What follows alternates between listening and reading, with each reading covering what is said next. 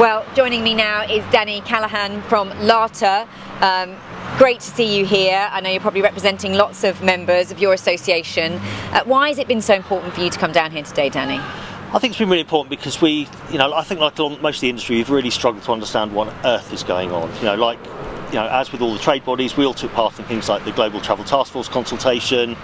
We were kind of broadly happy with the outcome of that, and then to see that just cast aside 10 days later or so when Portugal was put on the amber list with no warning, it's just so frustrating. There's so much anger. I mean, I just get so cross. I mean, I have to admit there are days I can't even read Travel Weekly because I get so cross about it's not Travel Weekly's fault, but I get so cross with what's happening that I just have to have a break from it sometimes.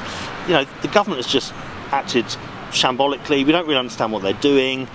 There's no rationale. The idea that we've got 60,000 people, including UEFA officials coming from Europe, to come and sit in Wembley to watch a football match when people can't go on holiday, with vaccines, with PCR testing, with all the safeguards that have been put in place, it just beggars belief. And there's just huge disparity. I mean, the football is clearly just some sort of, some sort of glory hunting thing for the government, showcase. They're being so selective in what they will allow and what they won't allow. The travel industry is about taking people on holiday safely and bringing them back safely. And Latin America particularly has been through its troubles over the years, lots of political instability in the 80s and 90s. And our operators are used to taking people into potentially risky situations and bringing them back safe and sound. The industry is prepared for tourism to restart. The tourist boards in Latin America, for over a year now have had protocols in place. They've really understood the nuances of travel, the importance of it to their economies. They've been ready for travellers to come. Some still have their borders shut because they're dealing with internal issues, but fundamentally they have processes in place. So there's no good reason I can think of for countries that are willing to take British travellers in Latin America. There's no good reason for them not to go, because I'm confident they can go, they can come back safely. Okay, and well, let's talk about that, because obviously we're watching, aren't we, what's going to be added to this green list.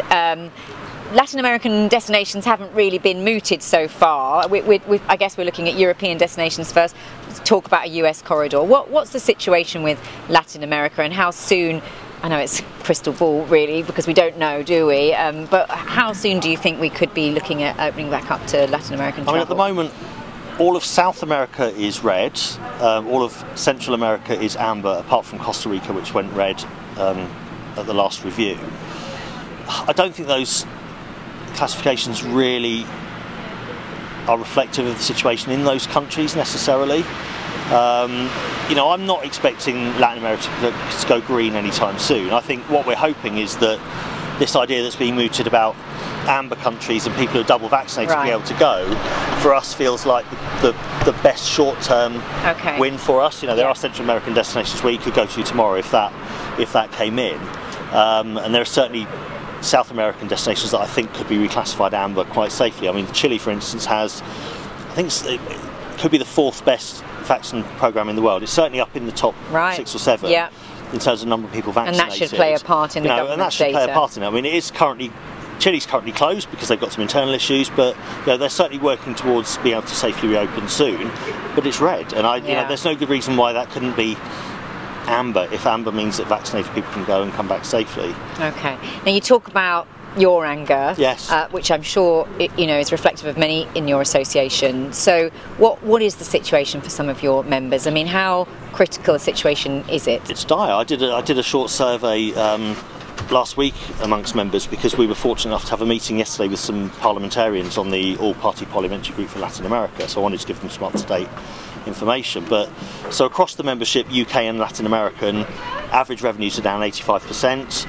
Most people have lost, so the average is that people have lost about 70% of their staff. Wow. In Latin America itself, the members there, 30% have seen no tourism activity whatsoever in the last 15 months. No, not a sausage.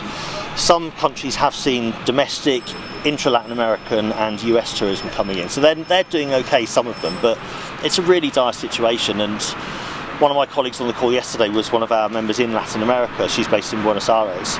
And she talked about how she'd been out a couple of days before and she visited a chap who has a record shop. And he said to her, when are tourists going to come back? Because they're really important to my business. It's just there are people begging in the streets who are, before the pandemic, were normal middle class, Argentinians, they've got just absolutely zero income. Yeah. So it's so critical. So much is dependent on a thriving tourism. Yes, yeah. I mean, the figures that are quoted for what tourism contributes to their economy, and to the same here in the UK.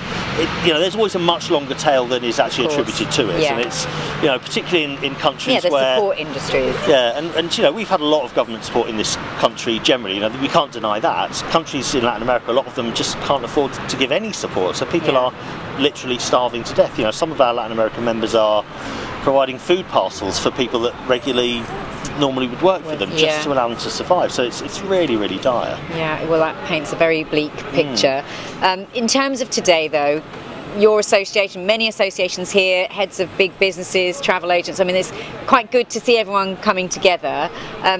What are you hoping will come out of today? I think we'd all like the government to talk to us, to engage with us, to acknowledge that we're here. They've been so dismissive of us. Even the recent travel recovery plan, I think it was called, kind of abstains responsibility for what's happening. Each department says it's not our department. DCMS say, you're more to foreign travel or bays and things like this. So nobody really owns us. We were called a political orphan yesterday. I think that's a really good way to describe it. It's a political orphan. So I think we'd like to engage with ministers, really. Members of Parliament are being really supportive. They're really understanding the pain that their constituents are feeling. But they're backbenchers. Tomorrow there's a really important debate being led by Henry Smith MP about support for the sector. So I think it's really key that this has happened today, because I think backbenchers will be able to go more informed into that debate tomorrow. Yeah. But I think many companies are weeks away from disappearing forever. I think there's this misconception that travel industries are phoenix industries, where one closes down and another one starts the next day.